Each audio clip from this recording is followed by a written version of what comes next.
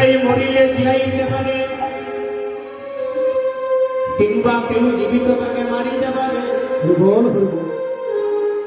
হেদেরে Kanai by তোর সঙ্গ চাই, খোদা হইলে বহন কাননে পেতে পাই। মরিলে না মরি কত আমরা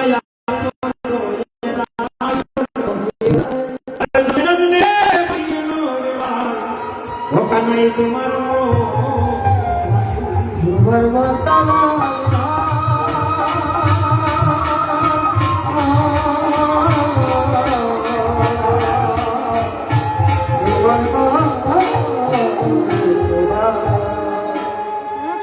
এভাবে সভ্যভাবে ওই ব্রজের রাখালাম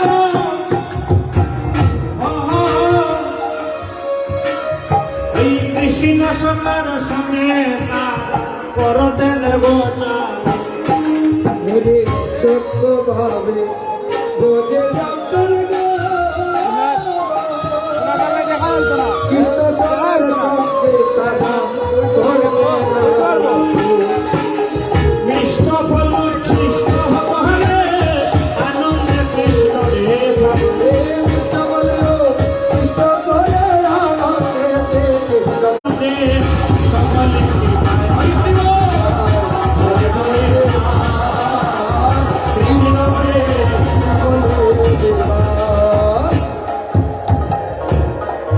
যে পাচ্ছে প্রতি পদে কৃষ্ণের কৃপা পাচ্ছে, আর যে পাচ্ছে না আমার মতো লক্ষ কোটি জন 84 লক্ষ ভ্রমণ করেও এখনো পর্যন্ত কৃষ্ণ কৃপা লাভ করতে পারে। যে পাচ্ছে প্রতি পদে পেয়ে যাচ্ছে আমার, কিন্তু আমার মতো অধম দুরাচারী দেখুন 84 লক্ষ ভ্রমণ করছে, তা কিন্তু প্রিয়তা নেই। আজকে সঙ্গ হয়েছে, সুযোগ হয়েছে ভক্ত সঙ্গ করবার, আর এহেন ভক্ত সঙ্গ করে কখনো করতে নেই। সঙ্গের মতো সঙ্গ যদি করতে পারি তো এই ভক্ত সঙ্গই আমাকে গোবিন্দ চরণ লাভ করিয়ে দিতে পারে। কারণ শাস্ত্র বলেছে কৃষ্ণ ভক্তি জন্মমূল হয় সাধু সঙ্গ। এই সাধু সঙ্গে আসলে কৃষ্ণ প্রেম ভক্তির জন্ম হয়। হরি বল, হরি বল। শাস্ত্র বলেছে তোমার মধ্যে তো ভজন নাই, তুমি জন্মাবধি পাষণ্ড, কিন্তু তুমি যদি সাধু সঙ্গ করো, সাধু সঙ্গ করিলে কি হবে? সাধু সঙ্গ করিলে তুমি অচিরেই কৃষ্ণ প্রেম ভক্তি লাভ করবে। নিতাই গৌর প্রেমানন্দ। হরি বল, হরি বল। এহেন সাধু সঙ্গ সর্বশাস্ত্রে কয়ে, সর্বশাস্ত্রে লবে মাত্র সাধু সঙ্গ সর্বসিদ্ধি। এই সাধু সঙ্গের বন্ধুন আজকে এখানে হচ্ছে বৈষ্ণবের সেবা, বৈষ্ণব সেবা হচ্ছে। আমার গৌর হরি আমাদেরকে শিখিয়ে গেছেন, জীবে দয়া নামে রুচি বৈষ্ণব সেবক, ইহা হইতে ধর্ম আর নাহি সনাতন। হরি বল। কিন্তু বৈষ্ণবের যে সেবা দিব নিজেই তো এখনো বৈষ্ণব হইতে পারিনি, তো কেমন করে বৈষ্ণব সেবা দিব? হরে বৈষ্ণব ইতে আমার মনে ছিল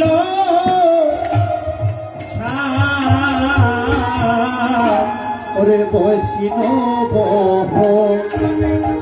ইতে আমার মনে ছিল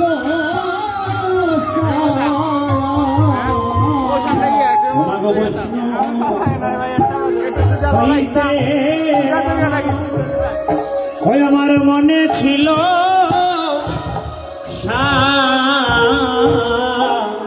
বৈষ্ণব ইতে আমার মনে ছিল ওই যে ত্রিনাদপি ওই শ্লোকেতে পরে গেল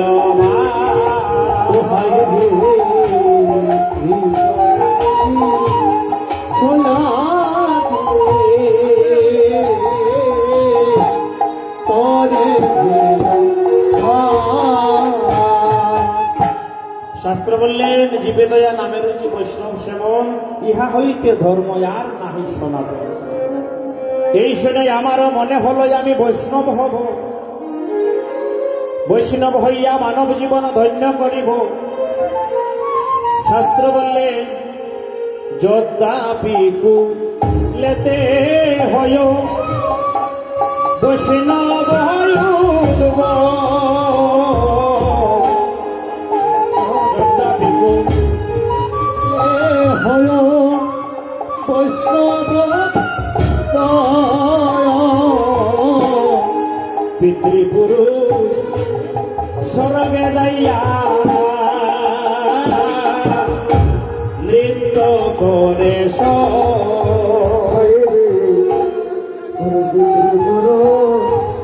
শরণে যাইয়া নৃত্য করে যদ্যাপি কুলেতে হয় বৈষ্ণব উদ্ভব, পিতৃপুরুষ স্বর্গে যাইয়া নৃত্য করে সব। বলছে যেই কুলে বৈষ্ণবের জন্ম হয় সেই কুল অচিরে উদ্ধার হয়ে যায়, আর পিতৃপুরুষ সকলে স্বর্গে গোবিন্দ চরণে ঠাই পায়। হরিবোল হরিবোল। এজন্য বৈষ্ণবের এত মহিমা, বৈষ্ণবের এত মাহাত্ম। কিন্তু আমি তো বৈষ্ণব হতে পারলাম না কেন?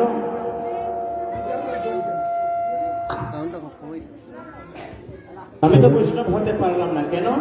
ওই যে ত্রিনাদপি শুনেছেন তরুরেব সহিষ্ণুনা অমানীন মানদেনা কীর্তনিয়া সদা হরি।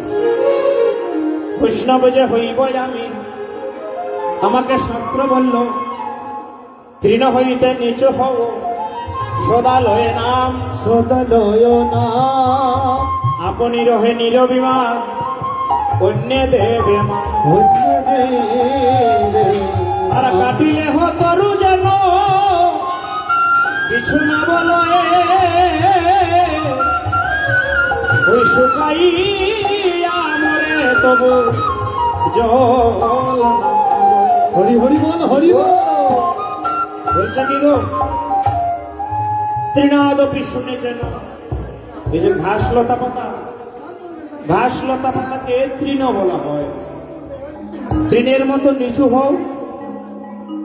আমরা তো আর আমাদের আকৃতিকে নিচু করতে পারবো না, স্বভাবকে বিনয়ী হতে বলেছেন, জ্ঞানী হতে বলেছেন। জ্ঞানকে আশ্রয় করলে মানুষ বিনয়ী হয়। হরি হরি বল। বিনয়ী হলে সে সর্বদা নতমস্তকেই চলে, সকলকে সে মান দেয়, সম্মান দেয়। তৃণ হইতে নিচু হয় সদালয় নাম, সর্বদা লোকে গোবিন্দ নাম। হরি হরি বল হরি বল। সর্বদা লোকে হরে কৃষ্ণ নাম। তৃণাদপি শুনেছেন তরুণের সহিষ্ণুনা, বৃক্ষের মতন গাছের মতো সহ্য শক্তি। আর হচ্ছে কি আপনি থাকে নিরভিমান, কোনো অভিমান কোনো অহংকার নাই। তোমার মনে আমার মনে যদি অহংকার থাকে, ভগবান বললেন তুমি আমার থেকে কোটি কোটি মাইল দূরে চলে যাও। অহংকারীকে আমি কখনো স্থান দিই না, অহংকারীকে ভগবান কখনো পছন্দ করেন না। কোন অহংকারী কোনদিন কৃষ্ণ চরণে স্থান করিতে পারে না। বিন্দু মাত্র অহংকার যার মনে থাকে এই গোবিন্দ চরণ থেকে দূরে চলে যায়। তাই অন্য দিবে মান, যার মান নাই তাকে মান দেয় বৈষ্ণব। আমি কি করব? আমার স্বভাব হচ্ছে তেলা মাথায় তেল দেওয়া। ও মায়েরা, আগো কীর্তন শুনতে তো আসলাম, আজকে ওখানে যা কিছু হয়ে যাক, ওদিকে যা খুশি হয়ে যাওয়া। ঠাকুরের মাথা জলকার পুরোক, আজকে কীর্তন শুনতে এসেছি, কীর্তনই শুনবো। আন প্রসঙ্গের দিকে যদি তাকাই তাহলে কীর্তনে আসা না আসা সমান হয়ে যায়। আন প্রসঙ্গ গোগান আসনের শ্রবণে তার মান গানরস মজাই এমন। হরিবোল। আজকে শুনতে এসেছি হরিকথা, কৃষ্ণ কথা। অনেকে কোমরে ব্যথা নিয়ে, হাঁটুতে ব্যথা নিয়ে বসেছেন। কত কষ্ট হচ্ছে, তাই না? 3 ঘন্টা 4 ঘন্টা বসবো আমরা কি জন্যে? কারণ আজকে সুযোগ পেয়েছি, সময়ও যখন পেয়েছি, আজকে কৃষ্ণ কথা শ্রবণ করেই তবে বাড়িতে যাবো।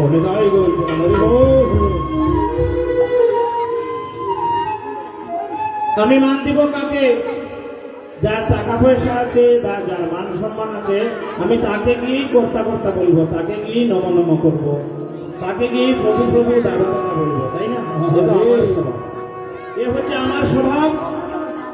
কিন্তু যার মান নাই, যে দিনহীন ভিখারি, আমি তাকে গিয়ে মান দিব না, আমি তাকে গিয়ে আলিঙ্গন করবো না। বলবো কি, আমি হচ্ছে কোটিপতি আর ও হচ্ছে ঠেলা গাড়ি চালায়, আমি কেন তাকে আলিঙ্গন করব?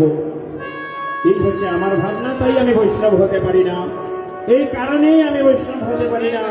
বৈষ্ণব কি করে অমানিকে মান দেয়, নিজে নিরভিমান থাকে যে আমার তো মান নাই, আমার সবকিছু গোবিন্দ চরণে সমর্পণ করলাম। আর জগতে যার মান নাই তাকেও মান দেয়, যার আছেও তাকে মান দেয়। এই হচ্ছে বৈষ্ণবের ধর্ম। হরি বল। তাই আমি আজকে পর্যন্ত বৈষ্ণব হতে পারিনি, কারণ আমি অমানিকে মান দিতে পারি না, আমি সদা সর্বদা মুখে কৃষ্ণ নাম করতে পারি না, অহংকার ছাড়তে পারি না, হিংসা ছাড়তে পারি না, মাথা নিচু করে চলতে জানি না। তাই আমি বৈষ্ণব হতে পারি না। আরে কিন্তু আমার গৌরহরি কি করেছিলেন? আমার গৌরহরি যখন কীর্তনে আসতেন, তখন মহাপ্রভু সকলের কাছে যেতেন। এখানে কে বয়সে ছোট, কে বয়সে বড়, আমরা কিন্তু পার্থক্য করি। কীর্তনে আসলে আমরা সকলকে আলিঙ্গন কিংবা প্রণাম করি না, কিন্তু যদি বয়সে কেউ কাঁচা হয়, ছোট হয়, ভাই হয়, ভাতিজা হয়, তার সামনে গিয়ে আমরা প্রণাম করি না। প্রণাম করি না কেন? যে সে আমার থেকে ছোট। কিন্তু একটা কথা আজকে আপনাদেরকে বলে দিচ্ছি, এই যে কীর্তন আসরে যখন আমরা আসবো, সাবধান, এমন বৈষম্য কোনোদিন কেউ করবো না। এখানে কে জাতে ছোট, এখানে কে বয়সে ছোট, এখানে যে কায়দায় ছোট, এখানে সে ধনে মানে ছোট বড়, সেই বিভেদ যদি করি, তাহলে কৃষ্ণ কৃপা আসরে বসে 24 ঘন্টা গান শুনলেও, কীর্তন শুনলেও লাভ হবে না। আমার প্রভু কি করতে জানেন? মহাপ্রভু কীর্তনে আসতেন, এসে ছোট ছোট বাচ্চাদেরকে তাদের কাছে গিয়ে বসতেন, তাদেরকে জিজ্ঞেস করতেন, এই যে বাচ্চারা, তোমরা যে কীর্তনে এসেছো, তোমরা কার নাম কীর্তন করছো? তারা বলতো, আমরা হরে কৃষ্ণ নাম, হরে কৃষ্ণ কৃষ্ণ কৃষ্ণ হরে হরে, হরে রাম রাম রাম হরে হরে, আমরা সেই পরম ব্রহ্মের নাম কীর্তন করছি। তখন প্রভু যারা কৃষ্ণ নাম করতো, তাদের কথা শোনা মাত্র প্রভু বিচলিত হতেন, প্রভু আকুল হয়ে যেতেন এবং কি করতেন? তাদেরকে ধরে ধরে আজ কুলে কুলে কুল মিশাতো, কুলে কুলে কুলে কুল মিশাতো, ওই অন্তরঙ্গ ভক্ত দেখে কুলে কুলে কুল মিশাতো, ওই অন্তরঙ্গ ভক্ত দেখে কুলে কুলে কুল মিশাতো। এমন দিন আমার কবে ভাব হবে, এমন দিন আমার কবে ভাব হবে, এমন দিন আমার কবে ভাব হবে, ভক্তয়ঙ্গে কুল,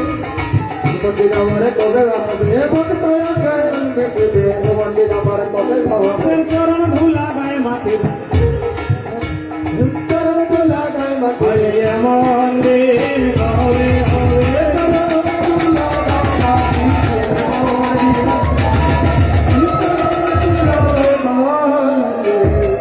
এমন দিন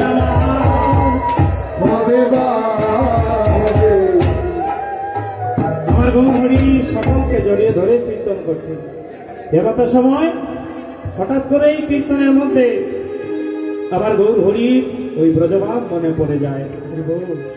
এমত ভক্ত সঙ্গে গৌরহরি কীর্তন করছেন, কিন্তু হঠাৎ প্রভুর ব্রজভাব মনে পড়ে গেছে।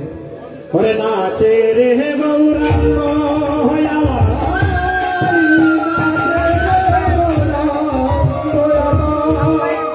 ও হাই রে, ওই নাচে রে গৌরাঙ্গ, ও হাই রে নাচে রে, আজ সংকীর্তন হবে,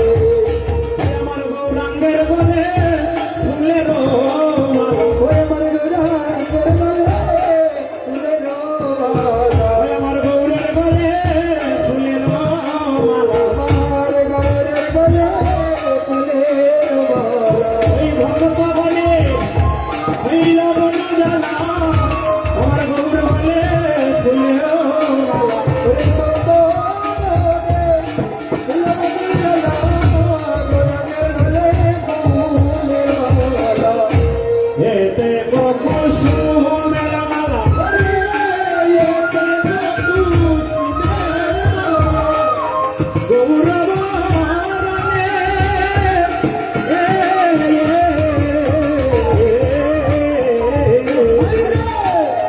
দেখো সুমের মালা গৌরবরণে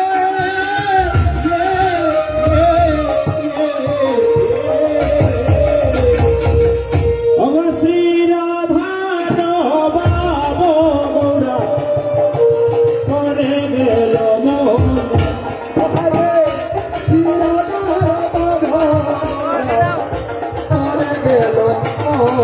কোথায় বসি রাধার বাব গৌরার করে গেল মনে।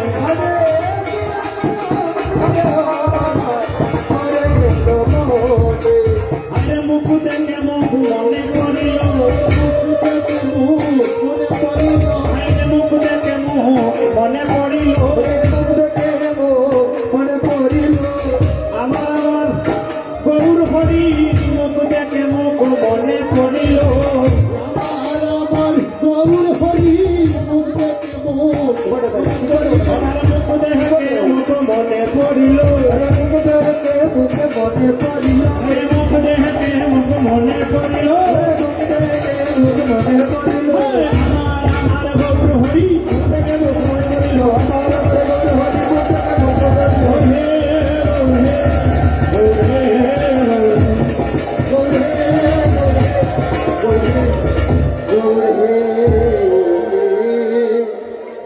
গৌরীদাস কীর্তনিয়া। এই যে কীর্তন হচ্ছে মহাপ্রভুর সামনে কীর্তন করছেন, কীর্তনিয়ার নাম হলো গৌরীদাস কীর্তনিয়া। এই গৌরীদাস কীর্তনিয়া পূর্ব জন্মে পূর্ব লীলায় তারপরে ছিলেন সুবল সখা। সুবল সখার মুখের আকৃতি আর রাধারানীর মুখের আকৃতি দেখতে ছিল একটু এরকম। ওই সুবলের মুখ থেকে গোবিন্দের রাধারানীর কথা মনে পড়ে যেত। আর আজকে গৌরীদাস পণ্ডিতের পদম দেখেও রাধারানীর কথা মনে পড়ছে। এবার আমার গৌর হরি কীর্তনিয়া গৌরীদাসকে বলছেন যে প্রভুর যখন ব্রজের ভাব উদয় হয়ে যেত তখন প্রভু শুধু বলতেন যে এখন তোমরা আমার সামনে শুধু রাধারানীর গুণগান কীর্তন করে শোনাও। হরি বল হরে রাধার মহিমা গুণ করয় কীর্তন,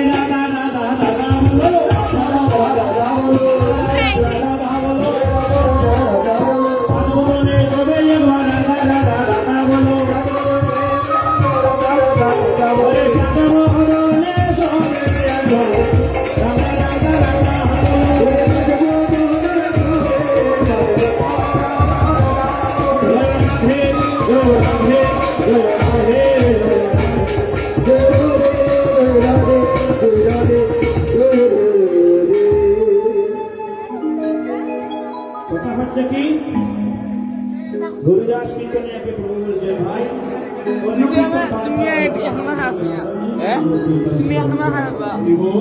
এবার গৌরীদাস প্রভু বলছে গৌরীদাস বলে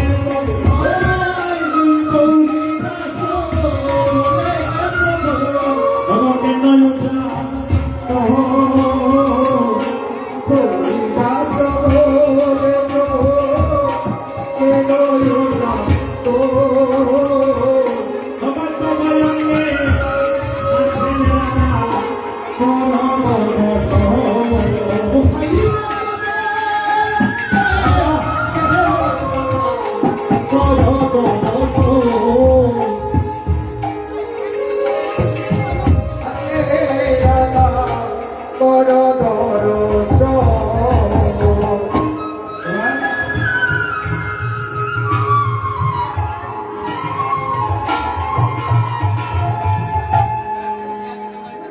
গৌরীদাস কীর্তনিয়া প্রভুকে বারবার বলছেন কি প্রতি দাদা দেখ এগুলো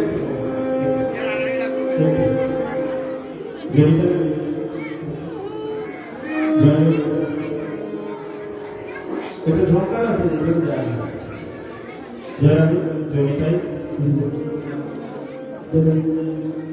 এবার গৌরীদাস কিন্তু নিয়ে না পাল্টা প্রভুকে বলছেন, প্রভু আমি যে তোমাকে রাধারানীর গুণাগুণ কীর্তন শ্রবণ করাবো সে প্রয়োজনীয়তা কি আমার আছে? প্রভু বলছেন, কেন এমন কথা কেন বলছো? আমি তো তোমাকে বলেছি রাধা গুণাগুণ কীর্তন শ্রবণ করাবো। বলছেন, কিন্তু প্রভু গো ও তোমার অঙ্গে রাধা সঙ্গে রাধা, অঙ্গে রাধা সঙ্গে রাধা, অঙ্গে রাধা সঙ্গে রাধা, অঙ্গে রাধা সঙ্গে রাধা, ওরা তোমার মন সাদা অঙ্গে রাধা সঙ্গে রাধা, মনো সাদা অঙ্গে রাধা সঙ্গে রাধা, ওরা তোমার মন সাদা অঙ্গে রাধা সঙ্গে রাধা। পুরো তোমার মনো রাধা অঙ্গে রাধা সঙ্গে রাধা। দেখুন আদাই বনে প্রভুকে কত সুন্দর করে দেশবা? কীর্তনিয়া বলছে, প্রভু তোমার অঙ্গে রাধা, তোমার সঙ্গে রাধা। আপনাদের গয়া হরি গানে বিভিন্ন জায়গায় কীর্তন করে। মধ্যাহ্ন লীলা সুরমিলনী করেছিলাম, অনেক প্রতিষ্ঠান দিয়েছিলাম। সেখানে এই কথাটা বলেছি, এই যে গৌরীদাস কীর্তনিয়া প্রভুকে বলছেন, প্রভু আমরা কেন তোমার রাধা গুণাগুণ শোনাবো? শোনো, তোমার তো অঙ্গে রাধা আবার তোমার সঙ্গে রাধা। মানে বলতে আসবে যে মহাপ্রভু অঙ্গে গুণ রাধা সেটা বাদ দিল, কিন্তু সঙ্গে রাধা না বলতো।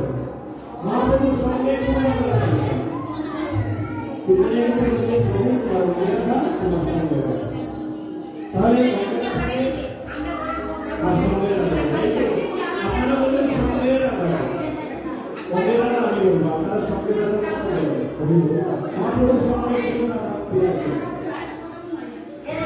তাহলে সেই কথা সুন্দর করে পরিষ্কার করবো, যারা সেই কারণকে বলবো যাই হোক ভুলে যাওয়া পারবো, তাহলে প্রতিদিন মন্দিরে শুনবো।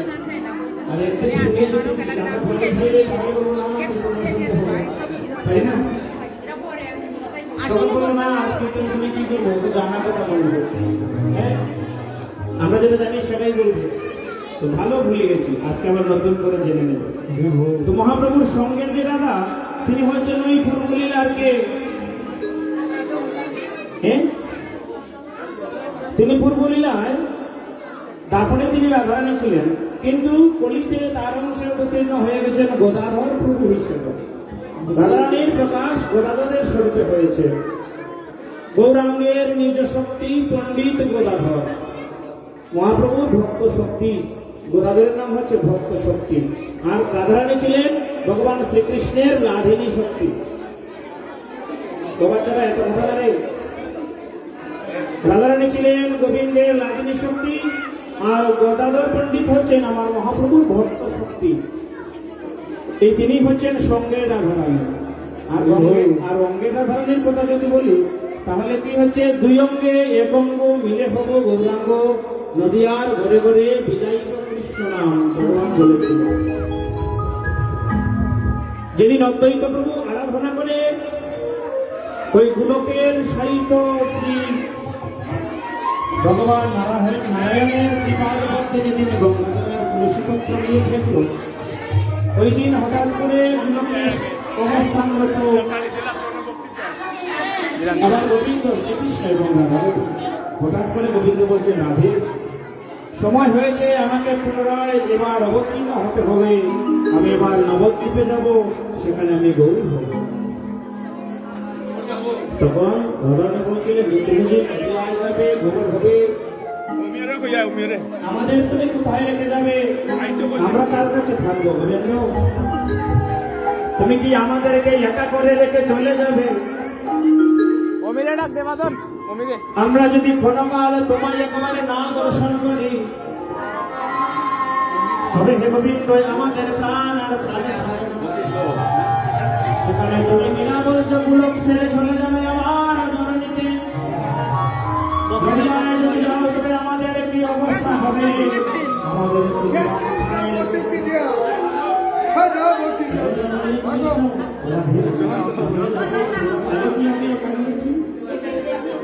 না তো আমি কোনটা দিলে একটা বার কোনটা প্রেমায় একা গিয়েছি, না তো আমি দাপনে একা গিয়েছি, না তো আমি কলিকালে।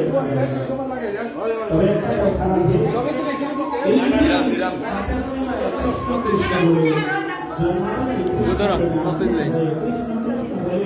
দিবস কাটিয়ে দিয়েছে। আমাকে যে প্রেমের বন্ধন ফটো তুলতাম এই ধরনের কোনো ভক্ত আমাকে সেই রূপ আস্বাদন করতে পারেনি, যেমনটা শ্রীমতী রাধারানী আমাকে আস্বাদন করেছে। নারদকে বলেছিলেন, নারদ, আমি যদি যজ্ঞ করি আর সেই যজ্ঞের অর্ঘ্য যদি কারো পায়ে দেওয়া হয়, তবে সেই যজ্ঞের অর্ঘ্য আমি শ্রীমতী রাধারানী বল হরি বল। রাধারানীর চাইতে কোনো ভক্ত নাই জগতে, তাই রাধে এবার সময় হয়েছে তোমার প্রেমণীকে শুরু করিবার। ওই প্রেমণীকে শুধিবার তাই আমি নদী আয় যাব, নিজে নদী আয় যাব। ওই নদী আয় গিয়ে জগতের লোকেরা দাঁড়ে দাঁড়ে হা কৃষ্ণ বলে কেঁদে বেরোবো। সেই দিনই তোমার ভাবকান্তি আর বিলাস নিয়ে যাবার বাসনা। তাই রাধে গো, তোমার কাছে আমার একটা নিবেদন। বলছে, নিবেদন? হে গোবিন্দ, আমার কাছে তোমার কি নিবেদন থাকতে পারে? নিবেদন তো সদা সর্বদা তোমার কাছে আমি করে গেছি, তোমার শ্রীচরণে দাসী হয়ে থাকবার নিবেদন। হরি বল। তখন গোবিন্দ বললেন, রাধে গো, ওই আমায় ভিক্ষা দাও গো হবিন, হরি ভিক্ষা দাও গো বিনোদিনী। ভিক্ষা দাও গো বিনোদিনী, ভিক্ষা দাও গো বিনোদিনী। ভিক্ষা দাও গো বিনোদিনী। ভিক্ষা দাও গো বিনোদিনী। বাবু কান্দিয়ার বিলাস খানি, ভিক্ষা দাও গো বিনোদিনী। ভক্তিয়া বিলাস করি। ভিক্ষা দাও গো বিনোদিনী। বাবু কান্দিয়ার বিলাস খানি, ভিক্ষা দাও গো বিনোদিনী। ভক্তিয়া বিলাস করি। ভিক্ষা দাও গো বিনোদিনী। গোবিন্দ বলছেন, রাধে গো, আমাকে তোমার ভাবকান্তি আর বিলাসকারী ভিক্ষা দাও। হরি বল। কারণ আমি তো নদিয়ায় গিয়ে কৃষ্ণ কৃষ্ণ বলে কাঁদতে পারবো না। হরি তোমার যে সহ্য আছে, তোমার যে প্রেম আছে, যেই প্রেমে কৃষ্ণ বলিতে তোমার আঁকি নিরবধি জড়িত, তোমার সেই কৃষ্ণ প্রেম ভাবনা আমায় ভিক্ষা দাও। আমি দুই অঙ্গে এক অঙ্গ কৃষ্ণ এবং রাধা মিলে হরি সেদিন নদিয়ায় গিয়ে হব গৌরাঙ্গ। আজকে তুমি যেমন কৃষ্ণ কৃষ্ণ বলে কাঁদো, সেই দিন আমিও কৃষ্ণ কৃষ্ণ বলে কেঁদে কেঁদে নদিয়ার জীবকে, জগতের জীবকে কৃষ্ণ নাম গুলাকের প্রমোদন করিব। বলছি, রাধে, আমার অন্তরে কৃষ্ণ বাহিরে থাকবে, তুমি অন্তরে কৃষ্ণ বাহিরে রাখা, এমনি আমি নদিয়ায় যাব। তখন রাধারানী বলছে, রাধারানী বললেন, বধূ হে, তুমি যদি দুই অঙ্গে এক অঙ্গ ধারণ করো, তবু শ্রীচরণে আমার নিবেদন, দয়া করে বহিরঙ্গে রাধা ভাব ধারণ করিবে, অন্তরঙ্গে কৃষ্ণ ভাব ধারণ করিবে। কারণ যদি তুমি বহিরঙ্গে কৃষ্ণ ভাব ধারণ করো, তুমি বলছো নদিয়ার পথে পথে রাধে রাধে কৃষ্ণ কৃষ্ণ বলে ধুলায় গড়িয়ে যাবে। হে গোবিন্দ, যদি তোমার বহিরঙ্গে কৃষ্ণ ভাবনা থাকে, ওই ধুলায় গড়াগড়ি দিবার সময় যদি তোমার অঙ্গে কোনো ব্যথা লাগে, যদি গোবিন্দ অঙ্গে ব্যথা লাগে, আমি রাধারানী তা